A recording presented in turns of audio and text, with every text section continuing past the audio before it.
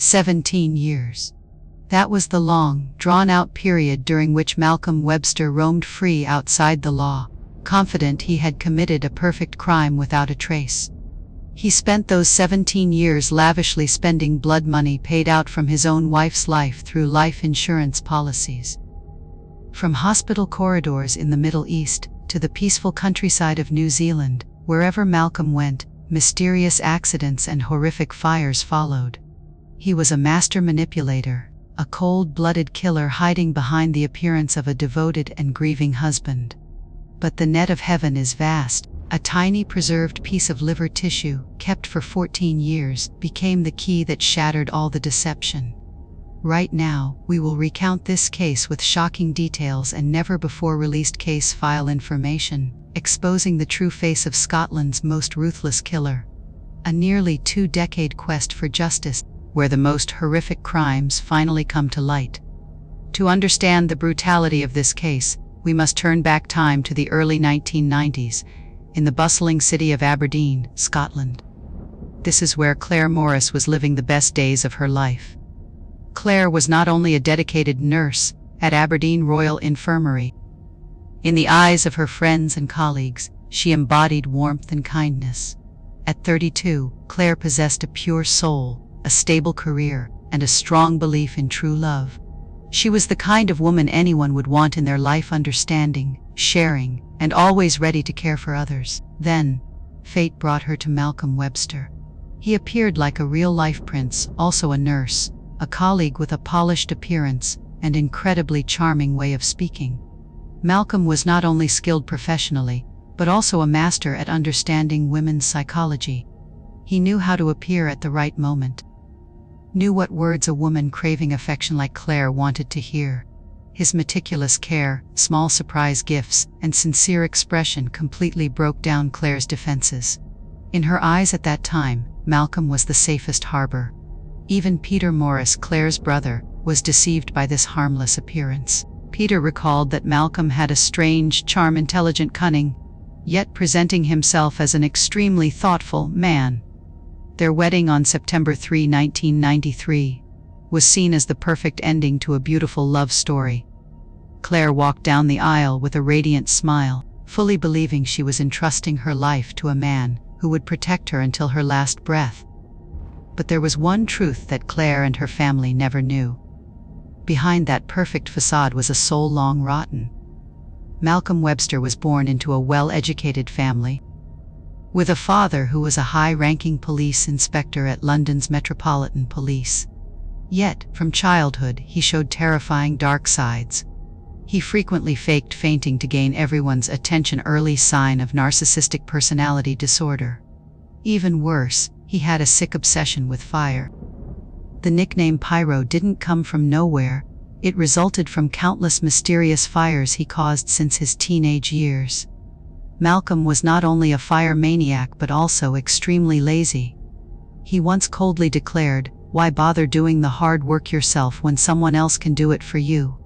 To Malcolm, people around him were not family or partners, they were merely tools, test subjects for his own benefit. Before meeting Claire, he had been suspected of involvement in the suspicious deaths of 3 children in the UAE by injecting insulin. But thanks to his police father's influence, he spectacularly escaped punishment. Poor Claire Morris had no idea she was bringing a demon into her home. She believed in a happy marriage, while Malcolm saw her as a walking life insurance policy. The absolute trust of a kind-hearted nurse was the biggest gap that allowed the predator to set his trap. Let us ask ourselves, how could a woman working in medicine, sensitive to abnormal signs, fall into the sights of a forming serial killer? The answer lies in Malcolm Webster's ruthless cruelty and his genius acting ability, the man who turned love into a cold-blooded murder weapon. Happiness was short-lived. Less than a month after the wedding, the atmosphere in the young couple's home in Aberdeen began to change terrifyingly. Claire Morris, once an energetic nurse, suddenly fell into a state of constant fatigue that no doctor could explain. She frequently felt dizzy, her vision blurred, and sometimes she couldn't even remember what she had done in the previous few hours. This was when the crack began. But it did not come from ordinary family conflicts. It came from a meticulously planned murder plot. In reality, Claire was not sick. She was being slowly poisoned every day by the husband she trusted completely. Using his medical knowledge and access to hospital drugs, Malcolm Webster secretly mixed high doses of the sedative temazepam into his wife's food and drinks. He did not want her to die immediately. He needed her in a drowsy, disoriented state, completely dependent on him. In criminology, this is gaslighting at its most extreme level, turning the victim into a prisoner inside her own body. So what was Malcolm's motive? Why did he heartlessly rob the health of the woman he had just sworn to love forever? The answer lay in the life insurance application forms quietly sitting in his drawer. While Claire was dazed by the drugs, Malcolm secretly completed procedures to buy multiple life insurance policies totaling hundreds of thousands of pounds. He was betting on his wife's life for the luxurious lifestyle he always craved. For Malcolm, love was just an investment, and Claire was the asset he planned to liquidate for profit. The betrayal went even further than the drugs. In mid-May 1994, Malcolm staged a rehearsal accident. He deliberately drove the car carrying Claire into a small ditch beside the road. Fortunately, no one was seriously injured. But for Malcolm, it was an important dress rehearsal. He wanted to test how the car would react in a collision and, more importantly, how local police would respond. He was learning how to become the perfect surviving victim in the public eye. Just days before the tragedy, Claire seemed to vaguely sense something was wrong. She told her friend Leslie Roberts that she felt afraid of her own home.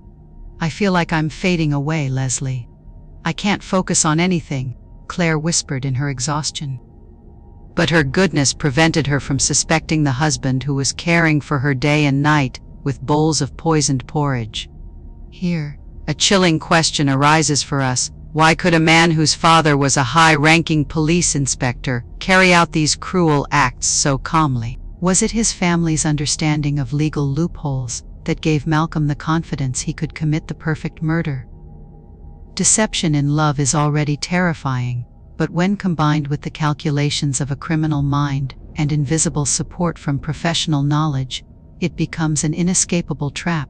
Claire Morris was walking on a tightrope that Malcolm had already soaked in gasoline, just waiting for a spark to end it all. On the night of May 27, 1994, a dark night on the remote road from Orenhu to Tarver in Scotland. The area was so quiet that only the sound of wind whistling through the trees could be heard. This was the location Malcolm had chosen with extreme care, isolated, no passers-by, and no streetlights. In the car gliding through the night, Claire Morris lay motionless in the passenger seat. She was not asleep. She was trapped in a deep coma from the extremely strong dose of temazepam that Malcolm had forced her to drink earlier. When he reached the exact calculated spot, Malcolm pulled the car to the roadside, right next to a large tree. He was not in a hurry. With the coldness of an educated killer, he began the final step of his script. He opened the trunk, took out the pre-prepared can of gasoline, and poured it all over the car floor. Claire still lay there, breathing weakly, completely unaware that her beloved husband was about to turn the car into a living crematorium. Malcolm lit the fire. The flames quickly flared up, licking the metal frame and beginning to engulf the driver's cabin. As the fire raged, an off-duty police officer happened to drive past the scene. Seeing the burning car, he quickly stopped to help. But Malcolm's reaction at that moment was what truly horrified us. He stood at a safe distance from the car, his face showing fake shock. When the officer asked if anyone was inside, Malcolm answered firmly, "No, I was alone." He repeated it 2 more times with absolute certainty, blocking any rescue efforts toward Claire. At that exact moment, a massive explosion tore through the night.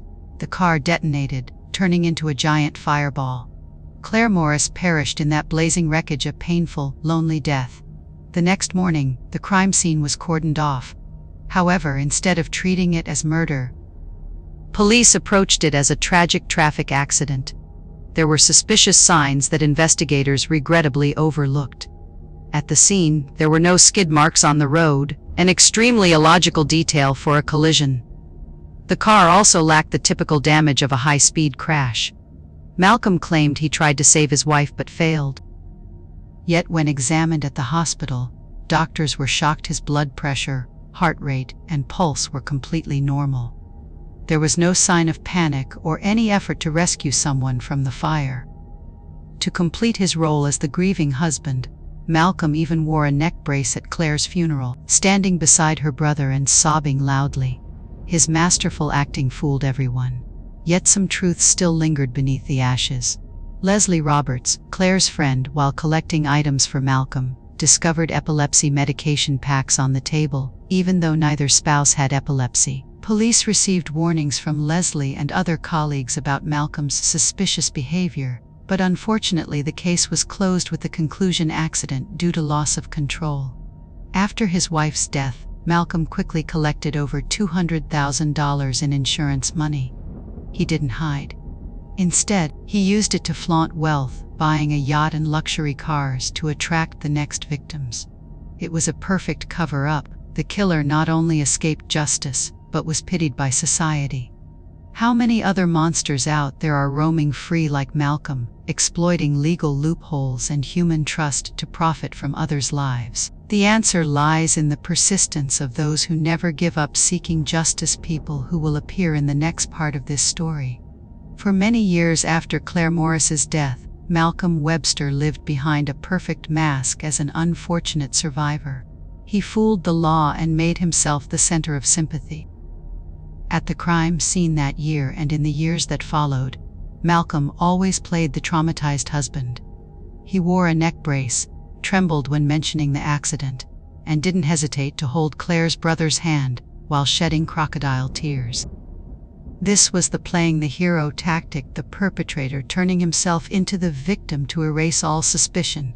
His confidence was so great that he believed, once the ashes cooled, the secret would remain buried forever in Scottish soil. But the predator became too arrogant when he repeated the same script in New Zealand with his second wife, Felicity Drum. The strange similarities between two accidents, 11,000 miles apart, caught the eye of Jane Drum, a domestic violence expert and Felicity's sister. In 2006, a casual conversation at a police conference sparked the investigation. Scottish detective Charles Henry began connecting the dots: the same man, 2 wives, 2 car accidents with no brake marks, and countless life insurance policies. The real cat and mouse game began when Malcolm targeted his third victim, Simone Banerjee. He shaved his head bald and pretended to have terminal leukemia to win her trust and her will. At this point, Scottish police could no longer rely on suspicion alone. They needed irrefutable physical evidence to expose the killer who had evaded justice for 17 years. They returned to Claire Morris's 1994 case file. The breakthrough came from a tiny piece of Claire's liver tissue, preserved in paraffin wax for 14 years. Using advanced dewaxing techniques in 2008, forensic experts found extremely high levels of the sedative temazepam in her body. This was the key detail. Claire had never been prescribed this drug, but Malcolm, as a nurse, had easy access to it. Police conducted a nationwide operation, interviewing over 1,000 people and executing 90 search warrants. They uncovered a horrifying truth: Simone's life jacket on the yacht had been deliberately punctured. Malcolm had prepared another drowning for their upcoming honeymoon. When police issued an official warning to Simone, the hero's face collapsed. He turned deathly pale and fell into a terrifying silence, a silence that admitted the cat and mouse game was over. All forensic evidence and survivor testimonies wove into a giant net that finally tightened around the man who thought he could stand above death and truth. On February 1, 2011, the High Court of Justiciary in Glasgow became the center of worldwide attention. After 17 years of freedom, Malcolm Webster finally stood in the dock. This was not an ordinary trial, but a record-breaking justice journey lasting 16 weeks, the longest criminal trial for a single defendant in Scottish court history. The prosecution spent 50 days, presenting a massive body of evidence, from the carefully preserved liver tissue to testimonies from the lucky surviving women. Faced with this ironclad proof, Malcolm's defense could only admit a bitter truth: their client was a pathological liar, a thief, and a notorious womanizer. They still tried to deny the murder charges. However, when Peter Morris took the witness stand and said while holding Malcolm's hand at the funeral, "I was holding the hand of my sister's killer," the entire courtroom fell silent at the extreme cruelty of the perpetrator. On May 19, 2011, the jury needed less than 4 hours to reach their final verdict: guilty. Malcolm Webster was sentenced to life imprisonment, with a minimum term of 30 years. Judge Lord Bannatyne used the harshest words to describe him: cold-blooded, brutal, and callous. His motive was considered the lowest of all: murder purely for personal financial gain. He was diagnosed with antisocial personality disorder, a real danger to any woman who caught his eye. But prison was not the only ending to this story. Justice was also served in a more humane way. Claire Morris's family persistently fought to remove the name Webster from her gravestone. They wanted her to rest as a Morris, with no remaining link to the man who burned her alive. The city council finally agreed, and Malcolm Webster was officially banned from being buried beside the wife he murdered. In December 2019, Peter Morris passed away at age 56. He left this world after a life dedicated to seeking justice for his sister. Though Malcolm remains in HMP Shotts prison and continues to claim innocence, the truth has been clearly exposed in the light. This case leaves a valuable lesson in vigilance. Claire Morris, a kind-hearted nurse, deserved a long and happy life, far more than 8 months of hellish marriage. Her story is a reminder that justice may come late, but with the persistence of loved ones and advances in forensic science, no killer can hide their crimes forever beneath the ashes. Thank you for following Claire Morris's journey for justice on our channel. Malcolm Webster will be eligible for parole in 2041, at the age of 82. But perhaps the greatest punishment for him is being feared by the whole world, and the truth about him will forever remain as a warning for future generations. Don't forget to subscribe and turn on notifications so you don't miss the next case files, where we uncover the darkest corners of criminal psychology. For now, goodbye and see you again.